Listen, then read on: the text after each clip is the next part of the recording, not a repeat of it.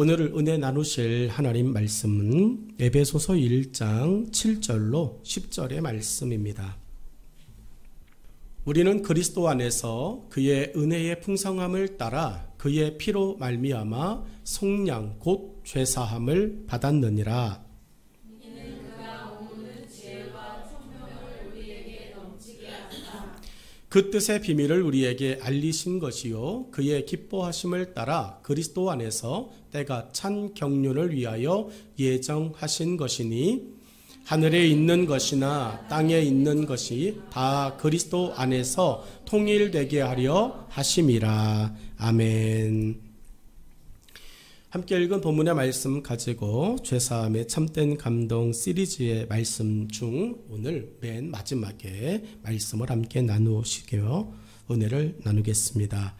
죄사함의 참된 감동 세 번째 말씀입니다. 하나님이 창조하신 세상은 말 그대로 보시기에 심히 좋은 곳이었습니다. 창세기 1장은 우리에게 하나님이 세상을 창조하셨습니다를 설명해요. 그리고 하나님께서 세상을 창조하실 때 비록 말밖에 사용하신 것은 없어서 너무 쉬운 거 아니야? 너무 간단한 거 아니야? 너무 편한 거 아니야? 고작 하나님이 움직이신 건 우리 만들 때 사람을 흙으로 빚으시고 그거 외에는 하나님 너무 날로 드신 거 아니야? 뭐 이렇게 생각할 수 있습니다. 그렇게 해놓으시고 하신 말씀이 이야 최고 좋은데? 이렇게 말씀하셨습니다. 여러분 말보다 쉬운 게 어디 있습니까? 말한 대로 되면 여러분 이거보다 편한 게 어디 있습니까? 하나님이 그런데 세상은 말씀으로 창조하셨습니다. 그리고 하나님께서 말씀대로 창조되어진 순종되어진 이 세상을 보셨습니다. 그리고 하나님이 평가하셨습니다. 보시기에 심히 좋았더라. 할렐루야. 여러분 우리 예배를 하나님께 드립니다. 하나님께 예배를 드린다라고 하는 것 하나님이 보실 때 심히 좋은 일이 되어지기를 간절히 축복합니다. 모든 것이 하나님의 말씀에 순종하여 말씀대로 된 곳이 여러분 세상을 하나님이 창조해 놓으신 세상이었습니다.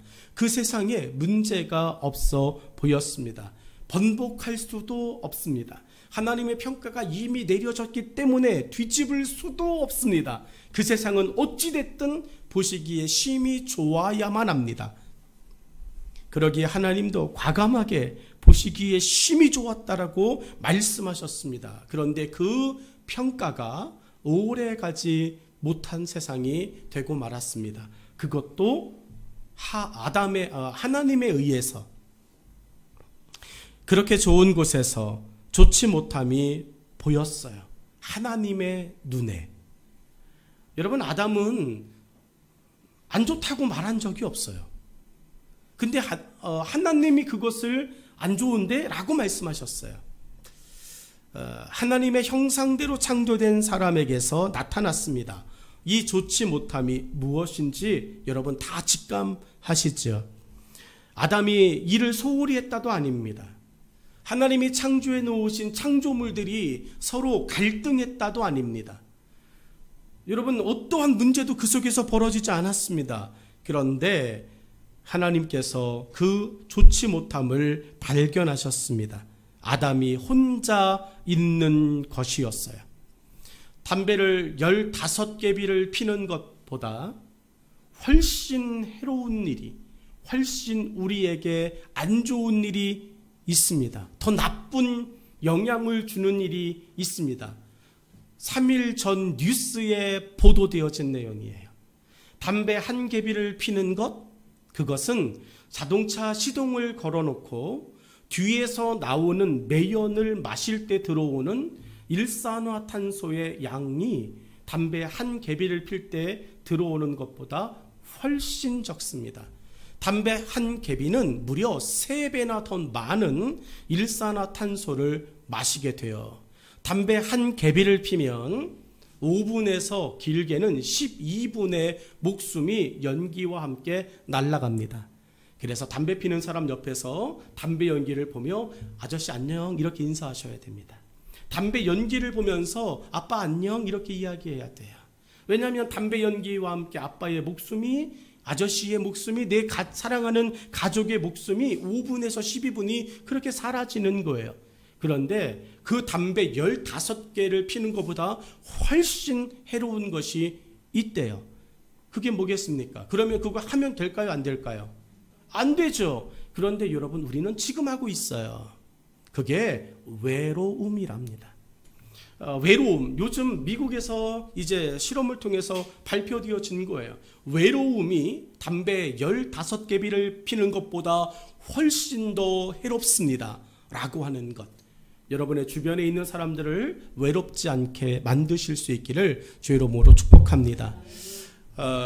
여러분, 그래도 기독교는, 그래도 예수님을 믿는 사람들은 교회에서 수도 없이 듣는 것이 있습니다. 세상의 빛이 되라, 세상의 소금이 되라, 세상을 섬겨라, 올해 우리 교회에 피워 섬김과 나눔이 있는 삶을 살아라. 이것처럼 원하든 원하지 않든 간에 연말되어지면 불우이웃이라고 하는 단어를 떠올려요.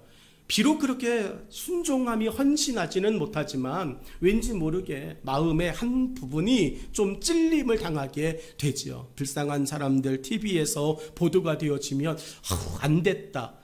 여러분, 이런 마음조차도 못 느끼는 사람들이 많이 있다는 것을 기억하시고, 돕지는 못해도 그런 마음을 내가 느끼고 있다면 아직 나는 살아있다 라고 여러분 위로 받으시면 좋겠습니다. 연말이 되어졌습니다. 외롭지 않도록 여러분, 우리 지체들끼리 서로 또 사랑도 나누시고, 뭐 국가의 선물 이런 게 아니라 호빵 하나, 편의점에 쌍화탕 하나 선물하는 것도 있더라고요. 웹에 어플리케이션 들어가니까 호빵 하나, CU 호빵 하나 교환권, 이런 것들이 있어요. 김영란법에 안 걸리니까 여러분, 그렇게 외로움을 좀 느끼지 않도록. 석훈이에게 오늘 몰빵하시면서, 석훈아 오늘 드럼이 최고였어 이러면서 석훈이 먹지 않는 야채 호빵 이런 거 있잖아요. 단팥 이런 거 해주면 먹을 수 있어요. 야채 호빵 선물해 주기. 저는 못 먹고 다른 사람에게 또 선물해 주는 거. 이렇게 석훈이한테 야채 호빵 선물하시면 아빠에게 갈 거예요.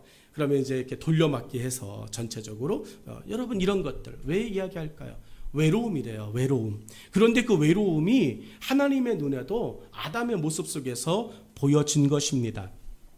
하나님의 형상대로 창조되어진 세상, 그리고 하나님이 보시기에 심히 좋았다라고 이미 평가하신 세상, 그런데 그 세상에서 뜻밖의 문제가 발생했습니다. 그게 바로 외로움, 아담이 홀로 독처하는 것이 하나님 보시기에 좋지 못하였다라고 말씀하는 것이에요.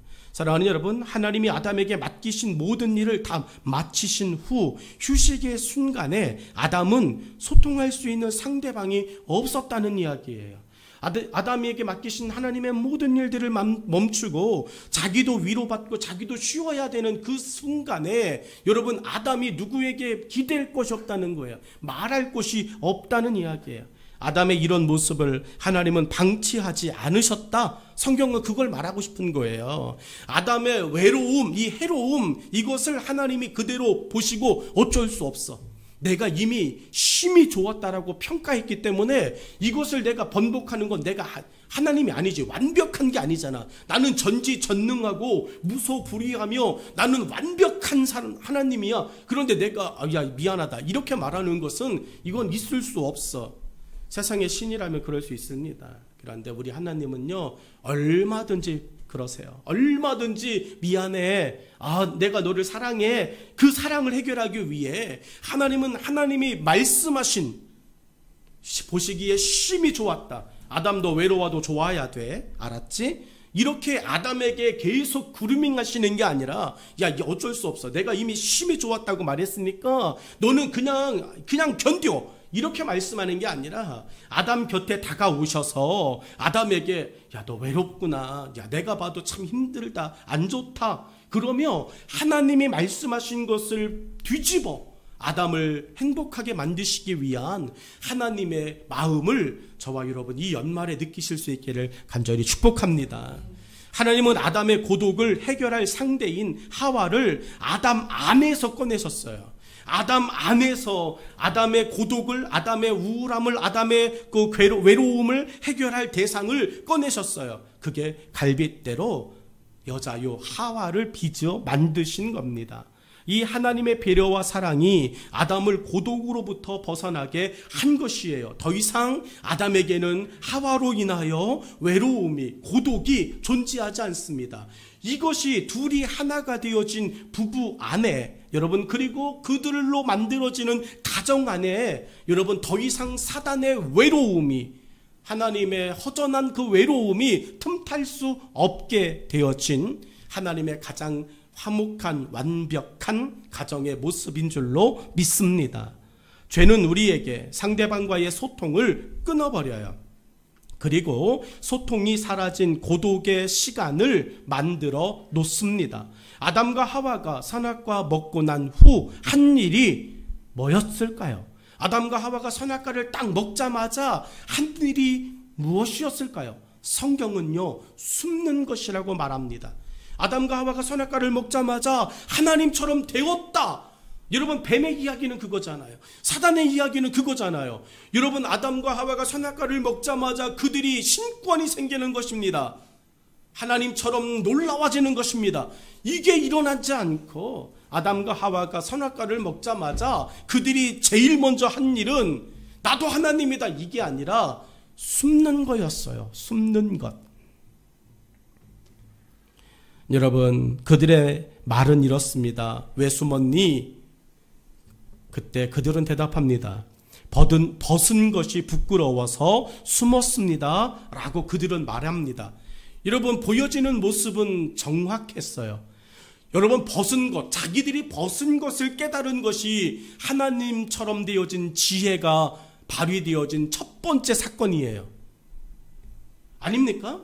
이전에도 이미 벗었어요. 근데 벗은 걸 몰랐어요. 미련해서. 선악과를 먹었어요. 그랬더니 뭐가 깨달아졌어요? 벗은 게, 선악과 먹고 깨달아진 게요, 창피하다는 걸 깨달은 거예요. 하나님의 말씀을 가지고 있었을 때, 하나님의 말씀대로 그들이 순종하고 있었을 때 그들에게 벗은 것은 창피한 일이 아니었어요. 하나님의 말씀을 지킨 순종의 모습이었어요. 그런데 하나님의 말씀을 어기고 나니까 그 순종하고 있는 벗은 몸이 무슨 모습으로 바뀝니까? 창피한 모습으로 바뀐 거예요. 그들이 벗어서 숨었다라고 하나님 앞에 이야기합니다. 그들이 부끄러워한 것이 그들의 벗음만이었을까요? 저는 말씀을 준비하면서 여러분, 죄를 이야기하려면 에덴 동산으로 가봐야 돼요. 에덴 동산의 이 첫 번째 범죄의 사건을 우리는 가지고 있어야 돼요. 이 범죄의 첫 번째 사건으로 인해서 연속되어진 우리 인류의, 전 인류의 죄를 위해 예수님께서 과감히 하늘 보좌를 버리고 이 땅에 오셨다라고 하는 것으로 우리는 연결해 놓아야 돼요. 그래서 어쩔 수 없이 에덴 동산의 이들의 모습을 보는 것입니다. 아담과 하와가 벗었어요. 부끄러워요. 그래서 숨었어요. 이렇게 말한 것이 맞을까요? 내가 하나님 앞에 선 아담이라면, 내가 하와라면 과연 그것 때문에 하나님을 피해서 숨었을까? 아니요. 그들은 하나님의 형상대로 창조됐어요. 아담 속에는 하나님의 형상이 들어가 있습니다. 이게 창세기 2장 6절로 7절. 하나님이 사람을 지으시고 그 구에 생기를 불어넣으시니 그들이 곧 생명이 되었다라고 말씀해요. 그들은 내가 범죄하였구나, 내가 하나님의 말씀을 어겼구나 라고 깨달아짐과 동시에 하나님의 말씀을 어긴 것이 먼저 부끄러웠던 것은 아닐까? 라고 하는 생각이 말씀을 준비하며 들었어요. 저와 여러분이 하나님 앞에 믿음을 소홀히 합니다. 믿음 소홀히 할 때 있죠. 신앙생활, 나 같은 사람이 교회 가도 되나? 나 같은 사람이 기도해도 되나? 여러분, 이렇게 나 같은 사람이 무엇을 해도 되나? 나 같은 사람이 뭘 해도 되나? 이렇게 이야기할 때 먼저 드는 마음이 뭐냐면, 내가 하나님의 말씀을 이렇게 어겼는데 내가 기도해도 되나? 내가 예배 드려도 되나? 라고 하는 건데, 이 마음이 아담과 하와에게도 있었을 거라는 얘기예요. 하나님의 말씀에 순종하지 못함으로 그들은 숨어서 자기들의 소리를 하나님께 들려주는 고독한 존재로 전락하고 말았습니다. 여러분, 아담이 혼자 있을 때 외로웠어요. 하나님이 보셨을 때 안 좋으셨어요. 그런데 선악과를 먹고 그들이 숨어버렸어요. 여러분, 하나님의 얼굴을, 하나님의 눈을 피하여 숨었습니다. 외로운 사람이 되었다는 이야기 아닐까요?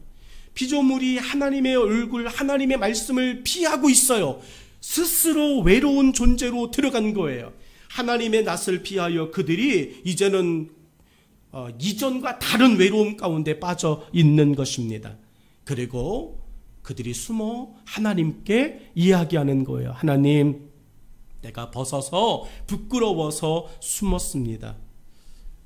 여러분, 이 이야기에, 이 말을 할 수 있는 아담과 하와의 용기가 우리에게 필요합니다.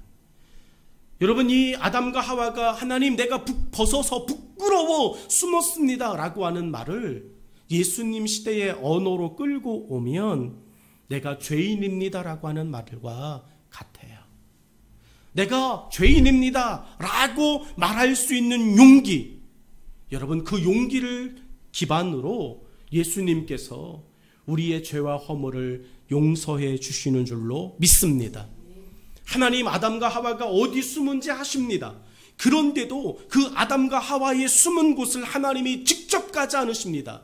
아담의 목소리가 들려진 곳에서 내가 어찌하여 숨었냐고 아담과의 관계를, 외로움에, 우울함에, 고독의 관계를 깨버리십니다.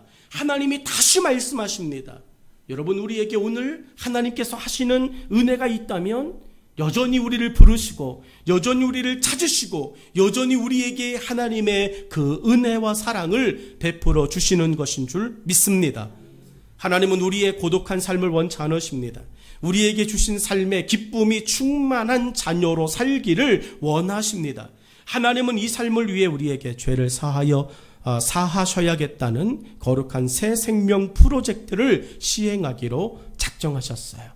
하나님의 새 생명 프로젝트, 그 이름은 주 예수를 믿으라는 거예요. 새 생명 프로젝트의 이름 간단하죠? 주 예수를 믿어라. 주 예수를 믿으라 프로젝트의 핵심은 하나됨입니다. 본문에서 바울은 이 프로젝트를 하나님의 자녀됨이 주는 위대한 회복으로 소개합니다. 예수님은 이 세상에 오신 목적을 무엇이라고 말씀하셨습니까? 예수님이 세상에 오신 목적이 무엇이죠? 마태복음 9장 13절의 말씀은 이렇습니다. 너희는 가서 내가 긍휼을 원하고 제사를 원하지 아니하노라 하신 뜻이 무엇인지 배우라. 나는 의인을 부르러 온 것이 아니요 죄인을 부르러 왔노라 하시니라. 아멘. 여러분, 예수님이 세상에 오신 목적입니다. 죄인이래요. 죄인 때문에 세상에 오셨답니다. 예수님의 부름을 받은 죄인들이 자신들의 죄를 자백하면 성령을 선물로 주신다고 약속하셨습니다. 죄만 자복하면 성령이 임하십니다. 성령의 충만함을 원하십니까? 여러분의 주어진 삶에 묻어난 죄를 날마다 회개하실 수 있기를 간절히 축원합니다. 회개하지 않고 예배드리면 은혜 안 되고, 회개하지 않고 찬양하면 은혜 안 되고, 회개하지 않고 성경의 말씀, 하나님 말씀 들으면 은혜 되지 않아요. 여러분, 정말로 회개하는 삶이 부끄러운 삶이 아니라 회개를 통하여서만 성령의 충만함을 내가 경험할 수 있음을 고백하며 모일 때마다 저와 여러분의 모든 죄와 모든 허물을 예수 그리스도 앞에 고백할 수 있기를 간절히 축원합니다. 자질구레한 죄까지, 여러분 작은 터럭까지, 작은 흠까지도 하나님 앞에 고백하여 저와 여러분이 성령 충만하여지기를 간절히 축원합니다. 성령이 충만해야 기적이 일어나고, 성령이 충만해야 하나님의 뜻을 성취할 수 있다고 성경은 말합니다. 성령님은 죄가 사하여진 사람과 함께 하십니다. 사도행전 2장 38절의 말씀입니다. 베드로가 이르되 너희가 회개하여 각각 예수 그리스도의 이름으로 침례를 받고 죄사함을 받으라. 그리하면 성령을 선물로 받으리니. 아멘. 여러분, 각각이라고 하는 단어를 유의하셔야 됩니다. 우리 아이들에게도 각각 각각 회개하는 것을 알려야 됩니다. 너는 괜찮아. 아빠가 기도해주고 있어서, 엄마가 기도하고 있어서, 목사님이 기도해주고 있어서 괜찮아. 여러분 착각이에요. 괜찮지 않습니다. 여러분 믿음은 언제든지 1대1입니다. 저와 여러분, 아이들에게, 그리고 여러분 스스로가 각각 회개하는 것에 힘쓸 수 있기를 축복합니다. 자신 스스로가 기도하는 것이 부족하면 도와달라고 하는 것은 가능합니다. 그런데 나의 죄를 내 스스로 하나님 앞에 고백하지 않으면 여러분, 다른 사람의 중보기도가 절대로 미칠 수 없는 부분, 그것은 죄를 사하여 주는 것. 죄를 고백하는 것은 다른 사람의 중보기도가 미치지 못하는 부분이에요. 여러분의 병든 부분을 위해서는 기도할 수 있습니다. 역사가 일어날 것입니다. 여러분의 가난을 위하여 기도하면 하나님께서 하늘의 문을 열어주실 것입니다. 그런데 여러분의 죄를 위하여 기도하면 여러분, 그것은 여러분이 고백해야 될 문제라는 것을 기억하셔야 돼요. 그래서 아이들에게, 우리의 다음 세대들에게 여러분, 죄인이라고 하는 이것을 계속 강조하시라고, 여러분 예수님 안에서 죄인이라고 하는 것을 강조하여 그들 스스로가 내가 진짜 죄인이구나를 깨닫고 예수 그리스도의 그 구원을, 그 은혜를 경험할 수 있도록 우리 세대들이 도와주면 좋겠습니다. 죄사함의 참된 감동은 우리 안에서 탄식하시던 성령님께서 더 이상 탄식하지 않으신다는 거예요. 이게 감동 아닙니까? 성령님께서 내 속에서 더 이상 탄식하지 않으신다. 할렐루야. 여러분, 하나님이 내 안에서 울지 않으시는 일이에요. 여러분, 썩이는 자식을 보면 엄마는 맨날 울지 않겠습니까? 여러분, 정말 말썽꾸러기, 사고뭉치, 어디를 가나 환영받지 못하는 자식이 있는 부모는 여러분, 정말 그 자식 때문에, 특별히 장애가 있는 아이를 두신 부모님들은 그 아이보다 하루 더 사는 게 기도 제목이래요. 그 아이를 위해서 최선을 다해서 내가 부모로서 해주고 그 아이보다 단 하루만, 아니 단 1분만이라도 더 살면 하나님, 내 소원은 끝입니다. 이런 기도를 하는 장애를 둔 자녀를 두신 부모님들의 그 마음, 이게 성령님의 마음 아니겠냐고요. 그런데 죄사함의 은혜를 경험하고 나면 더 이상 성령님은 우리 안에서 슬퍼하지 않으세요. 울지 않으세요. 성경은 이렇게 말합니다. 여러분, 로마서 8장 26절의 말씀이에요. 이와 같이 성령도 우리의 연약함을 도우시나니 우리는 마땅히 기도할 바를 알지 못하나 오직 성령이 말할 수 없는 탄식으로 우리를 위하여 친히 간구하시느니라. 아멘. 여러분, 저 연약함이 뭐냐고요? 저 연약함 때문에 성령이 탄식하신다고요. 저 연약함이 뭐냐면 나는 죄인이 아니라고요. 나는 죄진 게 없다고요. 신앙생활, 예수님 섬기는 생활 엉망진창이 되어지고 다른 사람 부러워하면서, 믿음 없는 사람 부러워하면서, 세상 부러워하면서 살아가고 있는 그 연약함, 그것 때문에 성령이 말할 수 없는 탄식으로 깨닫지 못하는 나를 위해서 기도하고 계시는 거예요.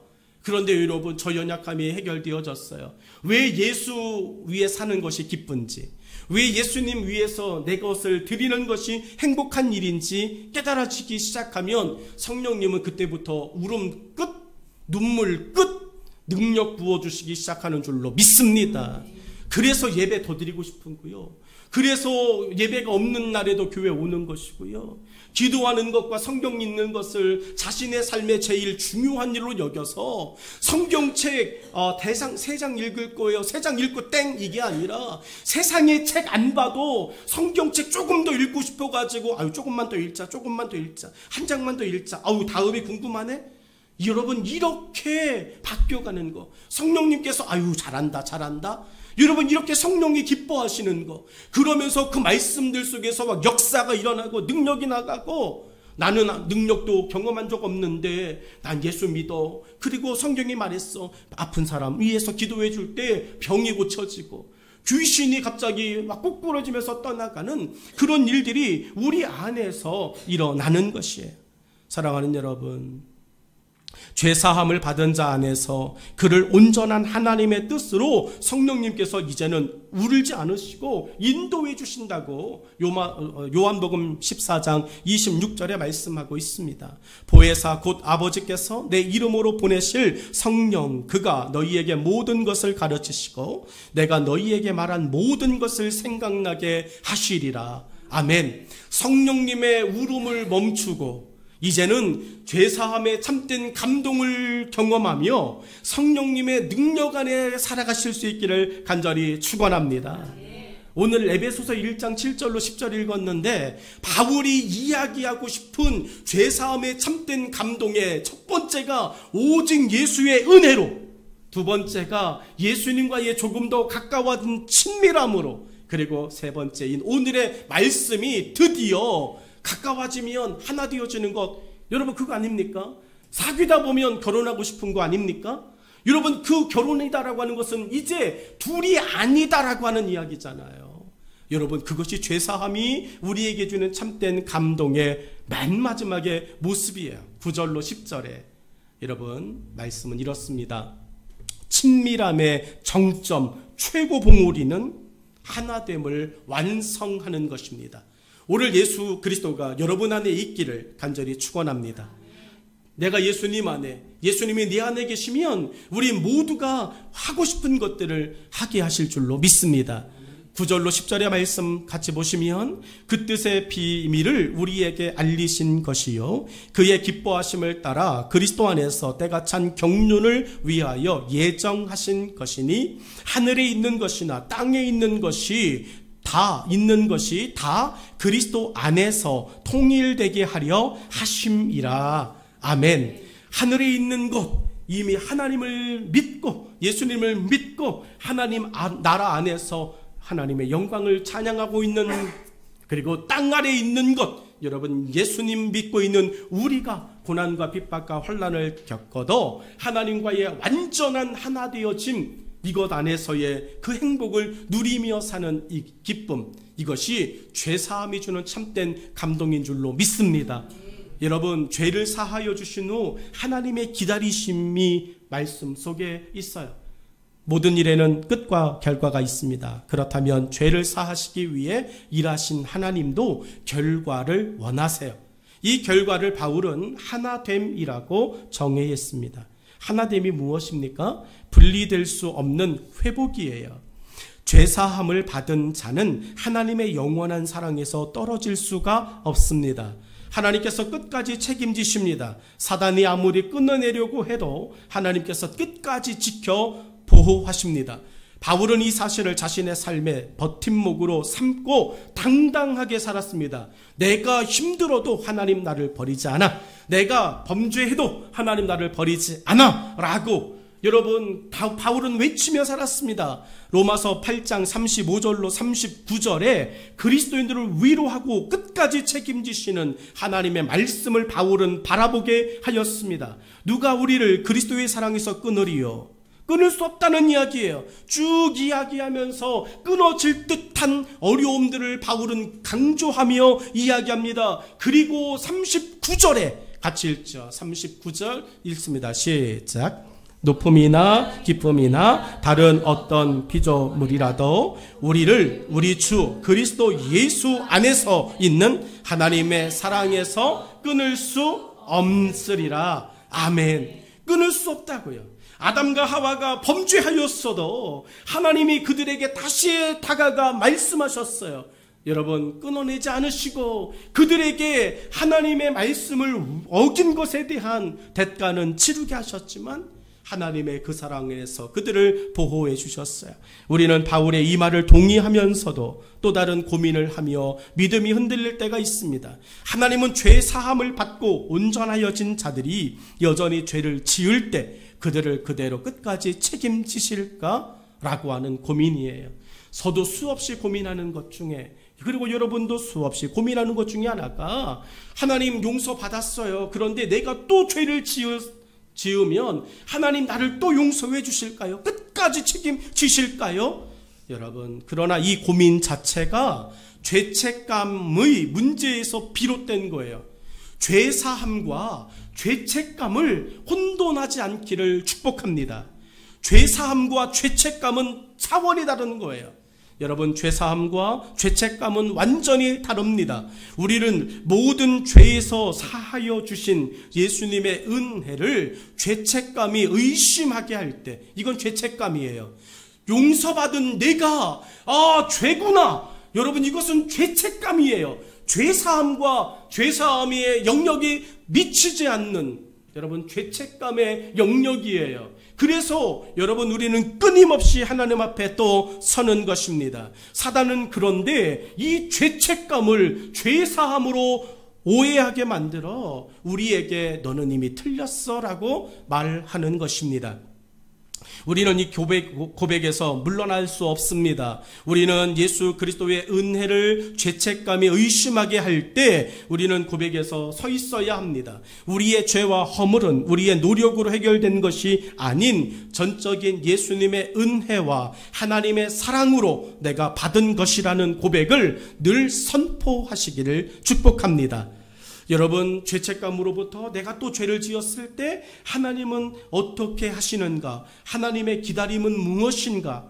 여러분, 두 번째가 뭐냐면 기다리던 자들의 반복된 실수에 대하여 하나님의 반응은 어떨까요? 라고 하는 부분이에요. 여러분, 하나님은 우리를 택하신 것에 후회하심이 없습니다. 여러분, 이것을 붙드셔야 돼요. 하나님은 여러분을 선택하신 것에 후회하지 않으십니다. 아담을 선택하신 것 후회하지 않으십니다. 이 땅에 새 사람들을 지으신 것 후회하지 않습니다. 단 하나님의 말씀 속에 서 있다면. 창세기 6장에 노아의 심판이 나옵니다. 노아의 홍수로 세상의 모든 사람이 죽음을 당하였습니다. 하나님의 말씀은 후회하셨다고, 한탄하셨다고 말합니다. 그렇다면 노아도 죽었어야 됩니다. 노아도 사람이기에. 그런데 하나님께서 여러분 후회하지 않으신 거예요. 사람을 지은 것에 대하여 후회하지 않으신 거예요. 하나님을 고백하고 하나님의 말씀 속에 서 있는 것을 인정한 노아를 하나님 후회하지 않으셨어요. 여러분, 로마서 11장 29절은 이렇습니다. 하나님의 은사와 부르심에는 후회하심이 없느니라. 여러분이 좋을 때는 이 구절 안 인용하셔도 돼요. 여러분이 성령 충만하고 믿음 충만할 때는 이 말씀을 잊어버리셔도 돼요. 그런데 여러분이 깊은 범죄와 나락과 죄책감에 빠져 있을 때는 이 말씀을 꺼내셔야 됩니다. 반드시 붙들고 계셔야 됩니다. 사단이 집요하게 저 말씀을 여러분 들이밀 것입니다. 후회하셔. 나 같아도 너는 버린다. 여러분, 이렇게 우리에게 사단이 이야기할 겁니다. 그때 여러분 로마서 11장 29절을 꺼내십시오. 그것은 네 생각이고 하나님은 나를 부르신 것에, 하나님은 나를 자녀 삼으신 것에 결코 후회하지 않으신다 라고 여러분이 선포할 때 예수님의 3번이나 시험했던 사단이 떠나간 것처럼 여러분의 주위에서 여러분을 우울하게 죄책감 가운데 여러분 빠져들어가게 하는 사단의 그 모든 올무가 다 벗어나게 될 줄로 믿습니다. 하나님께서 우리의 죄를 사하시고 자녀 삼은 것을 후회하신다면 우리는 하나님의 마음에 들려고 죄사함으로 구원을 받았음에도 하나님의 눈치를 보며 평안이 없는 삶을 살아야만 할 것입니다. 그러나 이것은 하나님의 뜻도 하나님이 주신 구원의 감동도 아닙니다. 여러분, 우리 믿음 생활이 눈치 보는 생활은 아니죠. 기쁨으로 자원하는 생활이죠. 그런데 여러분, 점점 내가 눈치 보는 생활로 신앙생활이 바뀌어요. 여러분, 왜요? 기쁘지 않기 때문이에요.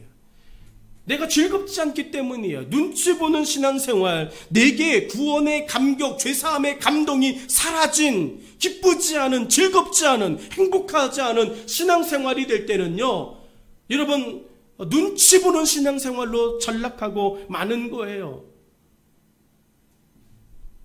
자녀가 잘못을 고백하여 부모님이 용서한 후에 자녀는 어떻게 행동합니까? 부모에게 당당하게 그리고 평안하게 자신이 누리고 자녀로 누릴 수 있는 모든 것을 눈치 보지 않고 다 누립니다.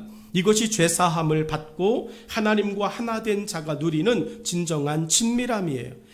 자녀는 이 친밀함과 평안을 유지하는 방법을 배우게 되어집니다. 잘못했을 때마다 그 사실을 두려워서 숨기고 거짓을 꾸미는 것이 아니라 자신의 잘못을 즉각 고백하는 것이 옳은 방법이라고 하는 것을 배우게 되어집니다. 여러분, 이제 사도 바울은 우리에게 결론과 같은 맨 마지막에 이야기를 던져줍니다. 새로운 친밀함을 즐기십시오. 죄사함을 받으신 여러분, 죄사함에 감동이 있는 여러분, 하나님 안에서 이제 새로운 친밀함이 여러분의 즐거움이 되기를 축복합니다. 죄가 사하여짐으로 만들어진 새로운 친밀함을 우리는 즐겨야 합니다. 이 친밀함은 성령님과 제한 없는 하나됨입니다. 예수님을 믿는 자들에게 성령님의 역사가 함께 할 것이라고 고린도전서 2장 12절로 16절에 말씀해 놓으셨어요. 우리는 세상의 영을 받지 않고 하나님의 영을 받았습니다. 하나님을 아버지라고 부를 수 있게 되었습니다. 성령님께서 여러분의 모든 소원을 또 모든 간구를 이루어 주신다고 말씀하셨습니다. 더 나아가 저와 여러분의 마음에 그리스도 예수의 마음이 있다고 말씀해 주셨어요. 우리의 마음은 내 마음이 아니라 이제는 예수 그리스도의 마음이 되어진 줄로 믿습니다. 죄가 가로막고 있던 성령님과의 관계가 이제 우리 안에서 무너진 것을 즐기는 그리스도인이 되기를 바랍니다. 예수님은 우리와 성령님이 하나가 되어 더욱 강력하게 세상의 빛과 소금이 되어 주기를 바라십니다. 이 일을 위해 우리를 죄와 사망으로부터 자유케 하신 것입니다. 그리고 죄와 사망이 여전히 주인처럼 행세하는 세상으로 가서 예수님의 복음을 전하는 증인이 되라고 보내셨습니다. 디모데후서 4장 2절 말씀은 이렇습니다. 너는 말씀을 전파하라. 때를 얻든지 못 얻든지 항상 힘쓰라. 범사의 오래 참음과 가르침으로 경책하며 경계하며 권하라 라고 말씀합니다. 사랑하는 여러분, 죄사함의 감동은 구원함을 얻는다라고 하는 영생으로 모아집니다. 죄사함을 받으셨습니까? 영원한 생명이 있습니다라고 하는 이야기예요. 여러분의 삶에 하나님이 열어가신 영원한 생명, 이 영생으로, 영원한 즐거움으로 우리의 주어진 삶이 사라지기를 원합니다. 이 구원의 감격은 하나님과 다시 하나가 되어지는 삶이에요. 하나님과 하나가 되어지는 삶은 잃어버렸던 것을 다시 완전하게 회복된 삶을 의미합니다. 여러분, 갈라디아 6장 14절의 말씀은 그러나 내게는 우리 주 예수 그리스도의 십자가 외에 결코 자랑할 것이 없으니 그리스도로 말미암아 세상이 나를 대하여 십자가에 못 박히고 내가 또한 세상을 대하여 그러하니라 라고 말합니다. 우리의 죄사함의 참된 감동은 바울의 고백과 같은 모습입니까? 오직 예수님의 은혜로 받은 죄사함, 그리고 예수님과 친밀하여진 죄사함, 그리고 이것들을 통해 결국엔 예수님과 온전히 하나가 되어 예수님의 뜻대로 나의 삶을 예수님의 뜻대로 살아가는 성령의 도구가 되어진 죄사함의 참된 감동으로 고백하실 수 있겠습니까?